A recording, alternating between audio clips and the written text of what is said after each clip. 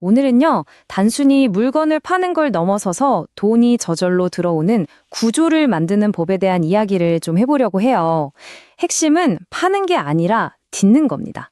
자, 한번 솔직하게 생각해 볼까요? 우리 대부분은 시간을 돈이랑 맞바꾸면서 살고 있잖아요. 내가 일한 만큼만, 딱 그만큼만 돈이 들어온다고 믿으면서요. 그런데 말이죠. 만약에 이 너무나 당연했던 공식을 완전히 뒤집어 버릴 수 있는 방법이 있다면 어떠세요? 사실 부라는 건 운이 아니라 아주 정교하게 잘 짜인 구조의 결과물이거든요. 그래서 오늘 그 설계도를 한번 쫙 펼쳐보겠습니다. 먼저 판매가 아니라 설계라는 개념부터 시작해서요. 우리가 매달 내는 고정 지출이 어떻게 자산이 되는지, 그리고 딱 두 명으로 어떻게 자동 수익 시스템을 만드는지 알아볼 거예요. 그리고 마지막엔 이 모든 게 어떻게 스마트폰 연금이라는 놀라운 결과로 이어지는지 그 과정까지 전부 보여드리겠습니다. 자, 그럼 첫 번째 열쇠부터 풀어보죠. 판매를 멈추고 설계를 시작하라.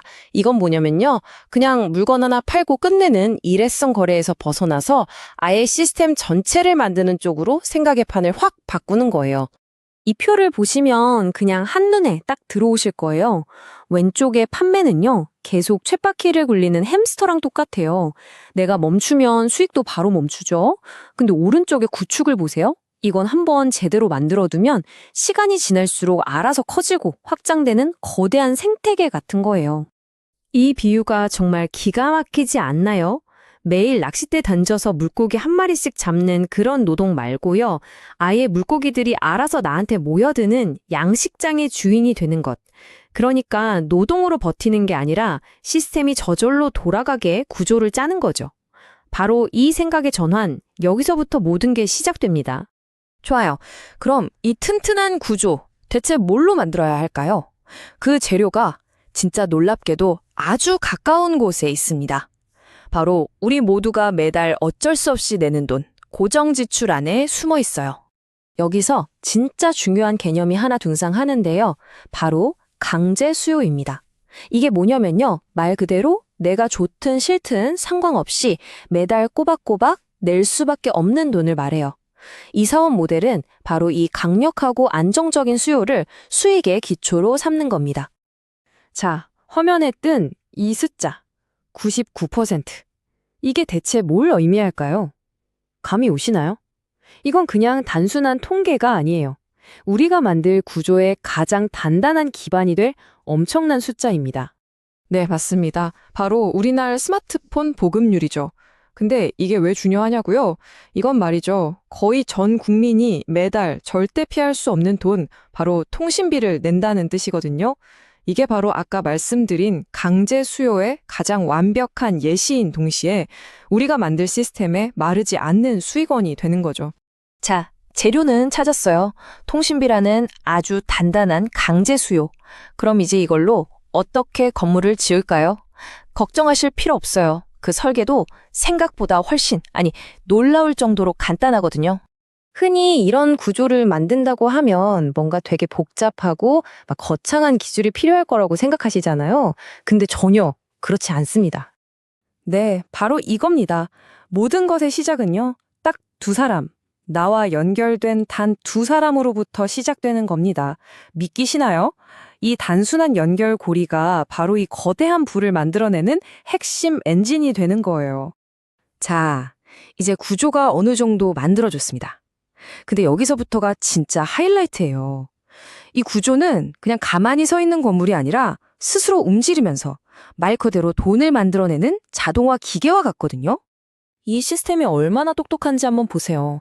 내가 일일이 신경 쓸 게 하나도 없어요. 첫째, 누가 새로 연결되면 시스템이 알아서 다 추적하고요. 둘째, 거기에 대한 수당도 즉시 자동으로 계산돼요. 심지어 조직의 균형에 따른 보너스까지 알아서 다 챙겨준다니까요. 결국 이 모든 수익이 눈덩이처럼 불어나는 완벽한 선순환 구조가 만들어지는 거죠. 바로 이 문장이 핵심을 꿰뚫고 있죠. 나는 잠을 자고 있지만 구조는 돈을 찍어내고 있다. 이게 가능한 이유가 매일매일 정산이 되기 때문이에요. 그러니까 내가 쉬든 여행을 가든 심지어 알아누워 있든 이 구조는 나를 위해서 24시간 내내 일하는 셈이죠. 내 시간과는 완전히 별개로요. 네, 바로 이 지점입니다.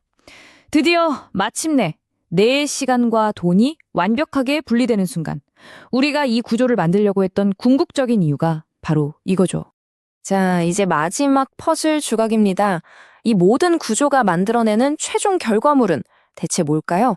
한마디로 스마트폰 연금입니다.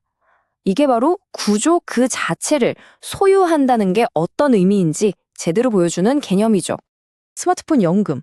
이게 뭐냐면요. 제가 만든 그 구조 안에서 사람들이 매달 내는 통신요금 있죠. 거기서부터 끊임없이 지속적으로 발생하는 소득의 흐름. 바로 그걸 말하는 겁니다. 기존에 우리가 알던 자산들이랑 한번 비교를 해볼까요? 자, 부동산. 세입자 구해야죠. 팔아야 돈이 되죠. 유지보수비도 만만치 않아요. 주식은요? 이건 뭐 하루아침에 휴지 조각이 될 수도 있잖아요. 불안하죠. 근데 이 스마트폰 연금을 한번 보세요.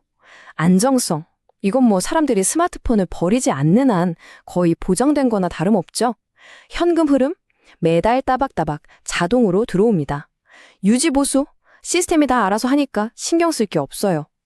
이게 바로 구조 자체가 자산이 되는 압도적인 힘인 겁니다.